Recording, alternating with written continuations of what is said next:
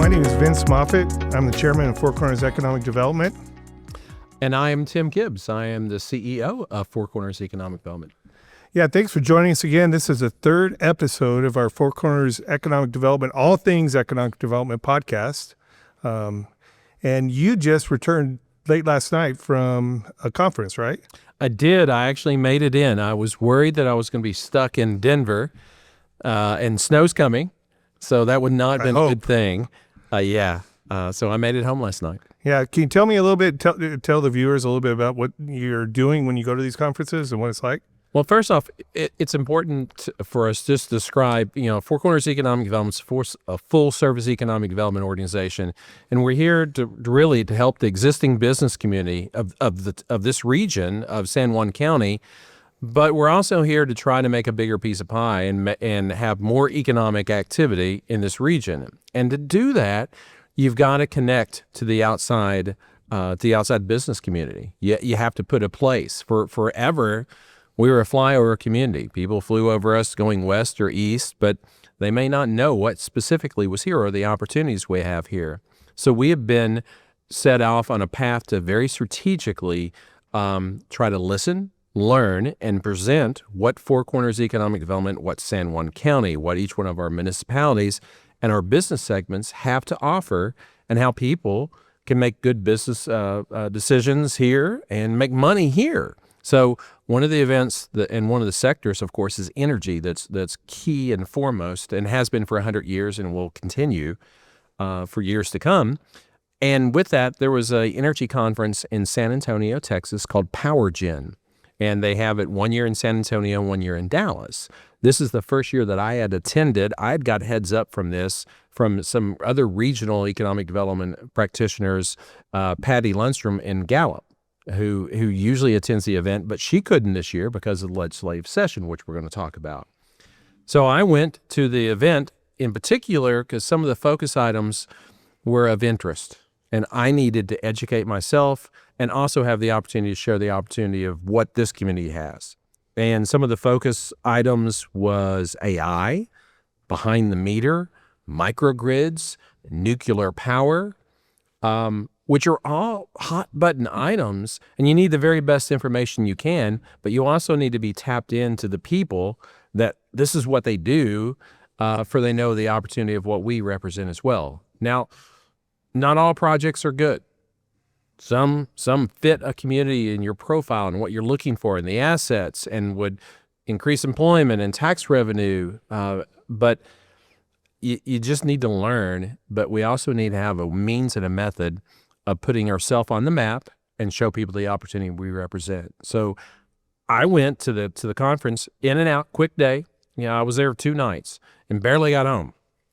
But the Mexico Partnership, which is the marketing arm of the Mexico Economic Development Corporation, they were there. They were there with us because we were meeting with some companies, and they were there in support of us.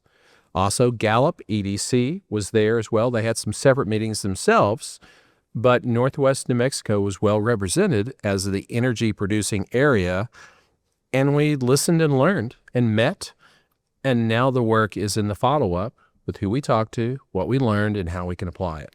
Yeah, and I appreciate the fact that you're going out and doing that, and when you mentioned the learning aspect, because I think there's so many things about the industry. Like you said, it's not a black and white thing. There's good projects and bad projects. There are. And the more I read about it, you're hearing success stories, but you're also hearing some horror stories. So I think, us being prepared and making sure that we're doing our due diligence to protect not only our business industry, but the communities and the environment and all those things to make the best choices for the future. In economic development, many times people think of it as secretive, like we're not telling people. And that's the reason I'm really happy that you're under your leadership, that we're trying to share to everyone who we are, what we're looking at, potentially what may be options for these communities, our community here that we represent. So learning is a core component of that. That and putting ourselves on the map, just for people can consider us and know the opportunity we represent. I was on a radio program today, and they asked me, is Farmington ready for all these businesses? And I said, no. I said, but that's part of what we're doing is we're trying to prepare ourselves and get ready because we want to make sure we have infrastructure. And sometimes it's a long process. And, I think, we're in a unique situation because we don't have an interstate. We don't currently have rail. We just got air service. So we have some challenges, but I think, we're working hard. I think your partnerships with our stakeholders is really important. And I think you guys all working as a team, which I love about this community. And that kind of segues into legislative session too, because I mentioned not only do our municipalities and county and everybody work well together with a common goal, but I really think that the legislators, regardless of the party, regardless of their district, they work for for San Juan County as a whole. And we have to have that. We have to swing above our weight. We have to make our assets align, because if not, we're simply a voice in the choir, and maybe one that's not out in tune as well. So we have to all sing from that same hymn book. And the legislative session, it's a big deal. I mean, I know that goes without being saying, and I'm not trying to speak in cliches, but this is a 30-day session. It's not the normal 60-day session. This is a 30-day session where the governor many, many times controls the agenda. The budget certainly is a major component of that. So things are going to happen fast. And we were lucky enough to partner with the Farmington Chamber of Commerce and do the legislative send-off, where we have the majority of our legislators come in. It was a one-on-one opportunity for their constituents to hear what they think the session's going to be. But the piece of it that really got me was when they started talking about communication and how valuable it is and how best to communicate them in a fast-paced session where things are going to happen that could impact them as individuals and as businesses. Yeah, and I think, I've been involved with it's a passion of advocacy. I advocate for our industry. And when I first started doing it, I was the only one in the state, other than our lobbyists and our executive director, who would go down there and really spend a lot of time. We have people come in and out on occasion, but really spend a lot of time advocating. And what we've done is we've learned the importance of the legislators hearing from business owners and individuals on how these decisions that they make impact us on a regular basis. And I think it's important for me, what I want to communicate in this podcast is that everybody should be informed and aware, and they have an opportunity to do that. Our legislators, they come from their industry, whether, it's education or oil and gas, nonprofit world, whatever it is, and that's what they understand. And the legislators from around the state, they haven't always been business owners. Many of them haven't at all been business owners. And so we've got to go out there, because I think as a business owner in the business community here, we definitely want what's best for our employees. If you want your business to be successful, you've got to take care of your employees. And it's weird how the message sometimes comes from the legislature that we're not taking care of them necessarily, or we're not looking out for them. But we have to create an environment where our employees will want to stay, they have good benefits, they have a good work environment, and that we can continue to do the job. And I think one of the challenges a lot of us face is we don't have the employee pool that other states have. I heard a statistic not long ago that of all the job openings in New Mexico, there's only like 80% capacity to fill those positions. So I think it's important to get involved and to get down there. And we're actually going down. I'll be down there all next week, and I'll be in and out. It's a 30-day session, as you mentioned, very fast. But we're going to go down next week. And we're going to go to the legislative reception on Monday evening, and then go to legislative breakfast in the morning. And we're partnering with Farmington Redcoats, Aztec Chamber of Commerce is joining us. We're going to have Bloomfield Chamber of Commerce. So that's going to be a fun event. And taking one step back too, because I've worked in several states, working in economic development before, and it's really been a unique experience in New Mexico. Very, very large state. Everybody knows that. And they know the population is about 2.2 million people. But when we were listening to our legislators, they were talking about how an individual can have an impact. One individual. And in a lot of states that has larger populations and such, I don't know if that's always the case. Yeah. And you've got some great examples of that.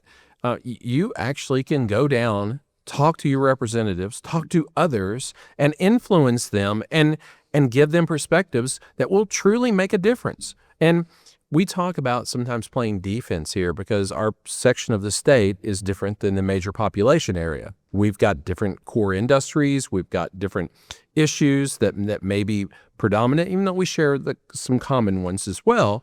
But I was just amazed listening to our elected officials when they were speaking about how voices matter. They like hearing from their constituency and how the best ways to communicate with them. And I'd love for you to share an example or two of how that's been your passion and your forte, and it's made a difference, because I think everyone, if they have that attitude, we can speak with a louder voice. Yeah, and I think, one thing that I've learned is advocacy starts outside of the legislative session. When you go down there and you try to meet with our legislators during that session, and you got to be strategic about it. I mean, I think we all have access to our local legislators, but they're going to hearings, they're going to committees, they're going out on the floor. A lot of times you might get a quick conversation with them in the hall. So it's really important to build relationships outside of the session. And I think that is why, it's important to get involved in the community. If you're going to our chamber events and Four Corner Economic Development breakfasts and different things like that, you're interacting with these people. They see you in a different environment. They see the impact you have on the community outside of the issues that you have to talk to them about. So I think that's an important thing to where it starts. But, we have access to those individuals. And I think one is people need to inform themselves. There's bills, and it's real easy to look at the bills. And right now it's short session, like you mentioned, so there's not as many that have been pre-filed. So I think right now there's, 150, almost 150 in the House, and approximately 80 in the Senate. And so if you go to nmlegis.gov, you can go there and you can look at all the bills that are being filed, the memorials, the laws, anything that's going on in the session. And if there's a bill that interests you, what I've learned is one of the advantages of ChatGPT, you can take that bill and you can load it in there and you can say, hey, give me an executive summary of this bill. And you can see what hearings it's going to. So you can get on and you could listen to the hearing. And if you're on Zoom, they will allow a few people to actually testify on Zoom. You got to get on there early and you got to raise your hand early. But sometimes some of those bills are so important. It's important to go to Santa Fe, go to the hearing, and wait for the opportunity to make public comment. And I made a comment this week at our board meeting. We'll get the call that something's going to go to a hearing tomorrow. So I'll drive down there and make sure I'm there ready, and you're ready to testify. You don't always get to testify, and they'll tell you have a 2-minute time period. And then when you're ready to testify, they say, no, now it's only 1. So you have to have your message ready and condensed in a 1-minute and a 2-minute format. And then tell a story of how this is going to impact your business. Whether you're for it or against it, they need to hear it. So I think that's an important aspect. Another thing to do is, if you know that your legislators are on the committees, be able to communicate with them, make a phone call, send an email. And some of the advocacy groups will send out canned emails that you can send. They do tabulate. They keep tabs on how many maybe are for it, how many are against it. But they don't read those necessarily. But a personal email or letter or a phone call makes all the difference. Or a text with your name on it. A text, if you have their numbers, if you can text, that's important too. And you have that communication, because it's so hard for them when they're going and they're learning about all these bills to stay up on every single aspect of how it might affect our economy and New Mexicans. So we're talking about the legislative session and the fact that it is a short session, a 30-day session, and how the budget's a big part of that. You want to maybe share some of the other major points, and we can then maybe elaborate on the impact of what that means to our community and why it means something to every place in in New Mexico and every person, but what the focus is this session. Well, currently what we've heard from our legislators, the governor's main focus is medical malpractice. And I think anybody that's keeping tabs on what's happening in the state, they know that right now, we need tort reform. The trial attorneys, they really have a lot of influence with the legislature, and our doctors don't want to come here because either their insurance rates are so high, their personal assets are at risk, or they can't get insurance. And we had a meeting this week, and it's actually filtered out into, all industries, even like the trucking industry and things like that. But we have got to have some sort of tort reform so we can make sure that we can keep physicians here. And the governor has made it a priority. And she actually said if they can't fix it in this session, she's going to call special sessions until they get it fixed. So that's good news.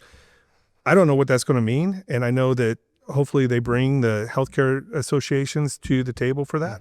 But there's other things too, like, compacts, medical compacts, so that someone who's licensed in Texas or Colorado or Utah can come to work in New Mexico and be able to be licensed here too, without having to jump through all the hoops to get special licensure.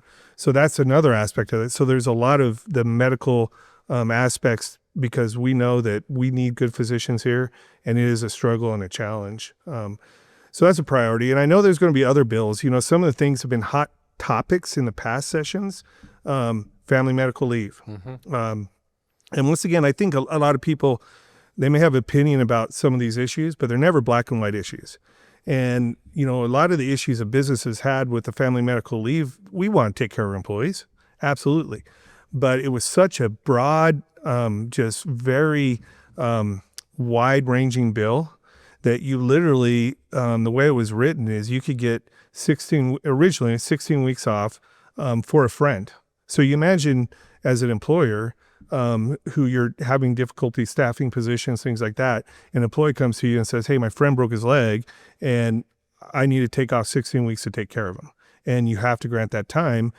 Now you have to train somebody and pay to train them to come in and fill that position, if you can find anybody, and tell them, hey, this job is only for 16 weeks. Yeah. You got to take the time and money to train them.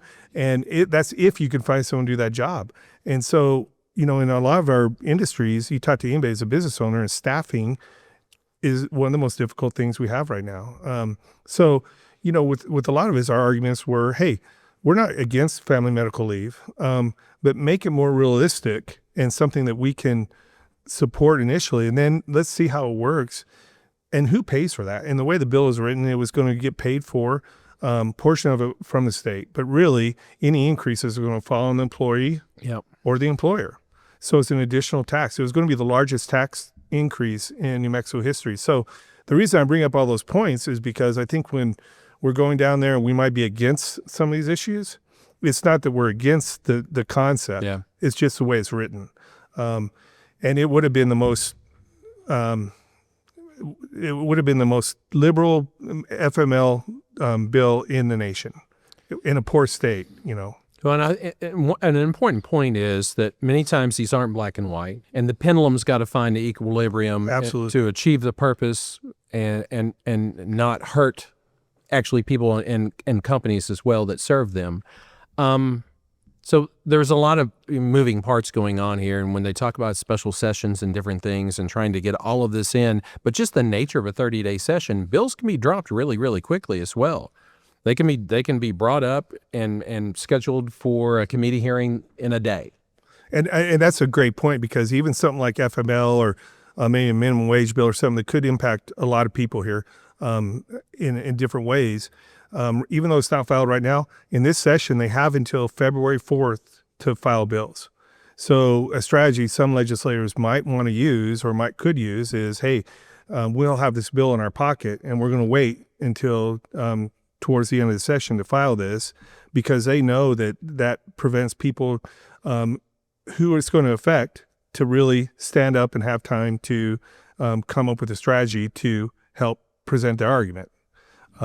So we got to watch that. And I think it's really important to, once again, we communicate with our legislators, and I think everybody should, but if you don't, you got to keep an eye out for that. And one of the things that Four Corners Economic Development is doing, and the Chamber of Commerce as well, is we're watching that stuff. Mm-hmm. And when we see something, and it doesn't matter if you're pro or against, we take a nonpartisan stance. We just want to make sure New Mexicans are aware of what's going on. We put out the information about what's being done, and then a call to action, which I think is really important. So I'll have a list of people who they can contact and either speak for it or against it, and what the status of that is. And it's important for people to do that, I think, to make those calls and write those letters. I think the very hardest thing for me was navigating the Roundhouse. Oh, I know it's confusing. It is. I mean, the House and if you haven't been, the House and the Senate are both in buildings that are attached that are completely round. So it's basically like navigating the Starship Enterprise or something, because it's hard to find your way. And I want everyone. I don't want to discourage people from going to Santa Fe. It's important. It's not too large. You have access. Got to go. But at the same token, you find yourself walking in circles all day long. Trying to find a bathroom. I mean, it just walk in circles. Yeah. I think that's an important point, and it is difficult to navigate. But the more you get down there, I don't know. Even our legislators sometimes will tell me how confusing it is. But I've been going down for several years, and I'll go down every week during the sessions. I'm at the point now where I'm going down things that are important to me and important to our community. Yeah. And I want people to know that although I'm going to advocate for my industry many times, if there's something going on in the business community and it's important, and I can help and have some sort of influence, I'm going to go down there and work with them and fight for them. But and I think you do the same thing. I know Jamie Church from the Chamber does the same thing. But although your perspective is important and Jamie's perspective are very important, the businesses and the individuals that this affects on a daily basis need to go down there. I have a bill right now, and it's to raise Medicaid rates for personal care services. So it's a bill that we're sponsoring through our association. I shouldn't say it's my bill. But the way we wrote it was really important that 70% of the increase would go directly to the direct care workers. Mm-hmm. In our industry, we're dealing with Medicaid reimbursements for a lot of our caregivers, and it's hard to pay them competitively we're competing against fast food workers. And this is important work. They're taking care of people who are very medically fragile. They're nursing home certified. But when we go down there and making sure that, that people understand that, hey, 70% of this is going to go directly to the employee. But additionally, and there's some of the, the lower paid New Mexicans, which is just mind blowing to me. But they do important work. And I want the caregivers that work for me, I've been working with them. I want them to write letters and tell the perspective of how they're working in areas that maybe there aren't other jobs available. Mm-hmm. Or they can't work another job because their patient needs full-time, care. And so the point I'm making with that in relation to the way my industry works is them telling their stories is very powerful. And if I can get them there, I'm going to try to get them there. But, on the medical malpractice thing, I always hear the stories of the legislator said one of the most powerful sessions they had with them was when they all showed up in their white coats. So my point is, you got to get down there and advocate for your industry and your people. So, and the point well taken on the white coats, but next week we're going to have the red coats. Yeah, and going back to that, I started with that. Yes. And that's a fun thing because we get to interact, and you and I are both going to be there. We get to interact with all the other counties and communities around the state and their chambers and their different, cities are going there. And so you learn about other parts of the state, but you're networking with those people, but all the legislators come too. Not all of them, but a lot of them do. And they make an appearance, and it's an opportunity to meet these people. And the Redcoats do a great job advocating for the community. And tell who the Redcoats are and who they represent. Yeah, so it's a subgroup of the Chamber of Commerce, and they really, if any ribbon cutting you have in town, they show up to welcome. They're ambassadors for the city of Farmington. And that's the best word. And many, many times we're ambassadors of business and industry. So we're making certain that their voices are being heard and that we're here to help the existing companies. We want its retention. We want to keep them here, but we want them to be prosperous and grow and be here for decades to come. And so when we talk about the legislative session and we talk about the overall, economic environment of New Mexico, there's work to be done there. I'm not throwing stones, but there's just simply work to be done to make it as business friendly as possible for business and government can partner rather than have an adverse relationship. And I do think that's an important point. I do not think New Mexico is very business friendly right now. And the way we change that is for business to get involved and talk about how important it is, because if you don't have businesses here and we can't attract new businesses, we're not going to have jobs. And so everything we can do to make sure that we reduce barriers and limit barriers and be able to not only keep businesses but attract new businesses is very important. We've got to raise that bar, and so that we can have good, high-paying jobs in our communities. People have options, and resources. And we mentioned the energy industry when we first started. And I've lived here, I was born here, and this community has relied so heavily on energy, which has been very good to us. But we haven't diversified our economy to the point where if that goes in a downfall, that we have other things to help shore that up. And that's what we want to do. We want to support our existing industry, but attract new and diversify that pace. And kind of wrapping this up a little bit, the 30-day session with tort reform, medical malpractice being, two of the major issues that the governor has. And usually the governor controls the agenda for a 30-day session. That's incredibly important because that touches all business, all industry, and all people, and it will empower us to be more competitive, take a step towards being more business friendly, and ideally even more prosperous as a region and as a state. Healthcare is part of economic development. You got to have good healthcare for people to want to come, and so you're absolutely right. And I think in closing, just to reiterate, I think one of the things that the key points for me, one is get involved. Look at that legislative website. Look at bills that interest you. Be willing to contact your legislators. Be willing to make a trip if you need to, but make your voice heard. Last thing I want to say is take a look at Four Corners Economic Development and think about what they can do for you and your existing businesses. The website is www.fourcornersed.com. It's got a repository of information there that's very relevant to the business community. It has access where you know the services that you can tap into. And if you are so moved, we would love to have a conversation with you. We'd love to have new members come in, new blood coming in, new voices coming in to listen, for we can be even a stronger organization to represent the businesses of this community and to help build the economy for today and the future. Yeah, and I think going back to the diversification, we have nonprofits, we have government agencies, and we have small and large businesses that are members. And the more people that we have involved, the bigger the brain trust, and it gives us more access to resources to do more for the community. And, I just want to say, you're coming up on your 2-year anniversary next, February 6th. Yeah. Man, it's 2 years. It went fast, but we are really lucky to have you in this community. And I know you and Bev have really became, engrossed in this community from day one, but you're doing a great job. I'm really happy to have you here. I think the community should be happy to have you here, but you bring that perspective from an economic development mindset. So keep doing what you're doing, and let's keep spreading the word. And I'd echo what you say. If you're not a member of Four Corners Economic Development, consider joining, because I think we're planting seeds for good things that are going to happen in the next year, maybe, but for sure, decade and years to come.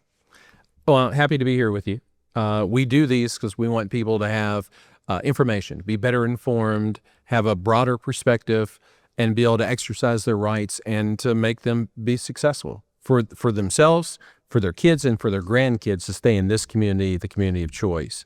So I'm just happy to have the opportunity to share the time with you today. Great. Well, thank you for joining us.